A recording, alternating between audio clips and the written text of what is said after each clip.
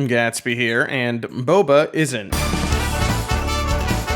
On November 6th, Fantasy Flight announced their totally not banning of the Set 1 Boba Fett leader from standard play. For the unaware, Boba Fett was one of, if not the, strongest leader in the game, representing 40% of all top 8 decks at regional tier tournaments where it took 55% of the first place spots. After seeing those results, Fantasy Flight finally decided it was time to address the elephant in the room. An early deploy cost relative to a push stat line and an incredible resource ability with access to cards like Fett's Slave 1, Fire Spray, and Fett's Armor, along with the fact that regardless of what secondary aspect he was packing, he always found a spot at top tables. It's not difficult to understand that Fett was most definitely a problem. But don't make me tap the sign, because I'm not just here to talk about the card that invalidated multiple mid-range strategies. I'd rather talk about the fact that we finally got a list. Well, kind of. Credit where it's due, I was happy to see some of the datasets from behind the scenes that support my anecdotal frustrations with the game. I think it's also a good sign when the devs briefly mentioned that they considered a system akin to Flesh and Blood's Living Legend system, where leaders would be retired after reaching a certain threshold of wins or high finishes in competitive events. The part I question is when they state that implementing a system like this could lack timeliness, potentially allowing bad metas to persist longer than desired. And if you want an example as to why I think this is bullshit, go watch the history of Starvo, Journey to Living Legend if you haven't already, link in the description. The devs are absolutely in their right to make any changes when something is so obviously out of line with expectation. And when that was the case with Bravo, star of the show, Legend Story Studios used the system put in place to address a card that early on didn't even seem that strong, but resulted in one of the most oppressive heroes ever printed for Flesh and Blood.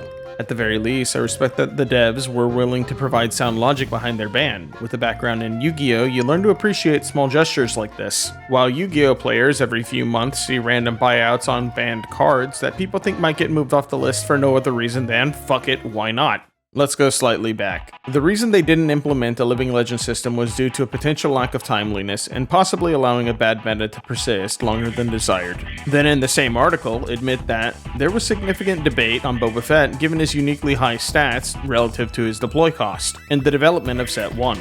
I get it. Everyone gets one, there was no baseline. But if you knew it could be a problem and you didn't even bother setting up a structure for the inevitable, my question then becomes, how many results were required to confirm this issue? We know the next update is coming in March 2025, and again, credit where it's due, great stuff, more stuff like this. Ensuring players can safely prep for larger events further down the line without worrying about a format warping change, and even going as far as to take the Magic the Gathering approach of mentioning cards like Sabine and ECL as things you're watching, all of it is great. But if those become an issue, how many results are required to confirm it as an issue? Why not just take some action now?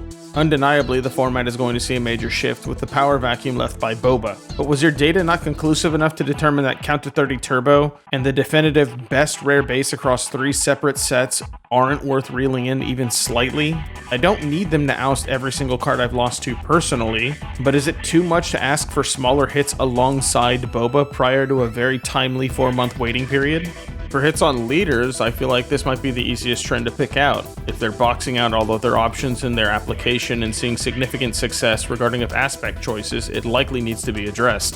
When it comes to cards with specific aspects though, I think this might be a little bit more difficult. Several cards feel like must include if you're in asset. Does that mean things like SLB or Spark need to be removed? When it comes to bases, I'm not even sure where you would start, even with ECL. Is there actually a clean-cut number to indicate that a rare base would need to be removed from the format? Aratas were also mentioned as an option, and admittedly I don't really have a strong opinion in either direction here. In Yu-Gi-Oh! We have Aratas, with some being more significant than others. In July 2011, we saw the arrival of PSCT, or problem-solving card text, being used as the method to write cards going forward, resulting in waves of old cards being reworded for clarity's sake.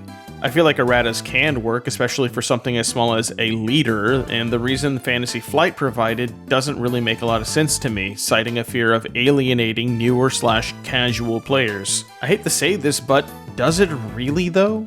If anything, I feel like it would spit in the face of players who purchased a showcase leader that would then reflect the wrong stat line. To the average casual player, a new print of an old leader isn't an impossible ask, especially considering a good chunk of these players are likely waiting on the Set 1 reprints, which would have been the perfect opportunity to issue adjusted stat lines. In their previous product, Star Wars Destiny, erratas were not uncommon, with one of the earliest cases being the Hyperloop, a combo between the Millennium Falcon and the Hyperspace Jump. The resulting fix was the development of a new game mechanic, the out-of-game zone, think Banish or Exile, and an errata of hyperspace jump to include after being played to place it into the out-of-game zone. Editing Gatsby here with a side note to the Hyperloop combo. Major shout out to the Star Wars Destiny A Renewed Hope Discord, but prior to the release of Set 2, players were given a chance to participate in a Challenge the Devs event, where the developers would play decks containing yet-to-be-spoiled cards from their upcoming Set 2. Of course, one of the devs brought Hyperloop the deck, and after the Boba Fett statline discussion we just had, where we openly admit that they were debating the deploy cost of Boba Fett, let's just say for the sake of Unlimited, I hope this isn't going to be a pattern, where the devs are aware of a potential issue, and instead see it as a feature and not a fuck-up. Maybe their experiences with Aratas and Destiny played into wanting to avoid them in SWU, and if that's the case, fair enough. But I feel like Aratas to leaders specifically could have been a clean approach that players would have been willing to entertain. The last thing mentioned in the article was rotation, and when it comes to Unlimited, I'd like to keep it unlimited. But if rotation needs to happen, I think I'd rather see a rotation of leaders only. Leaders already act as the backbone of plenty of strategies, and I think rotating leaders out of the format would lead to the changes that the devs are looking to accomplish in keeping the game fresh. It could also provide opportunities to reprint old leaders with new arts, showcases, and possibly even erratas. Going back to Star Wars Destiny, rotation was announced in Set 4 Legacies, where products would be placed together as cycles, being composed of 3 individual sets. By Set 7, Convergence, rotation was fully implemented, making the standard set be composed of the last 2 cycles, meaning that 2 unreleased sets and Convergence would be the first cycle, and Across the Galaxy, Way of the Force, and Legacies would be the second cycle. These 2 cycles, along with the 2-player game and Rivals mini-sets, would be available for play in the defined format. This was seen as mostly a good change by some of the player base, citing design differences between the main dev of the first 3 sets and the main dev of the last 6, that resulted in clashing visions of what the gameplay of Destiny should desire to be. That said, it's difficult to determine how effective it would have been long-term, given that the game failed to reach its 4th cycle.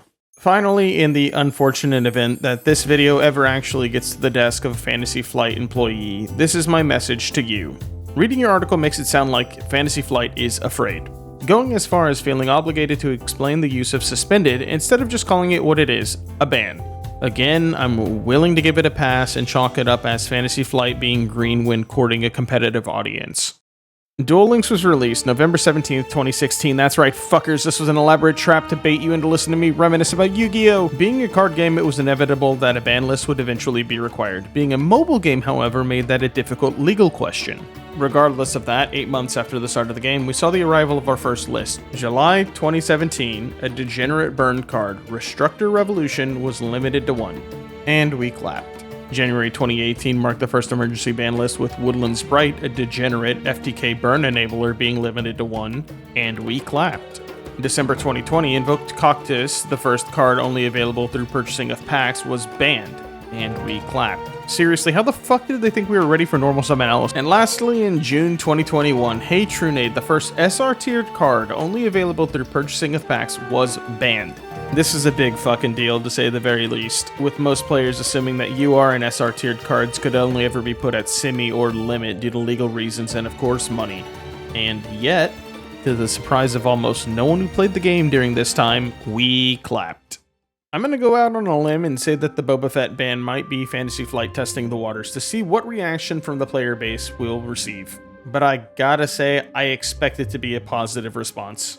Boba kept a lot of other strategies at the docks, and I'm really excited to see what will bubble to the surface now that he's gone. And for those who lost their leader, we just got a well-timed Jango Fett that offers a nice replacement with lessons learned. But for now, it's a waiting game until March 2025, and as I mentioned, I'd love to see more of the data collected during the analysis of the Boba Fett ban.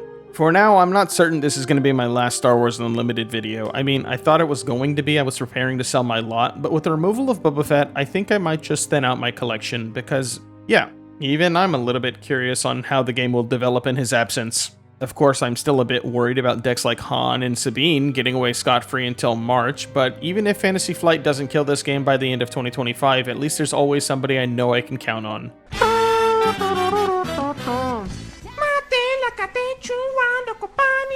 Seketani nuwa, satela kati chua lekati.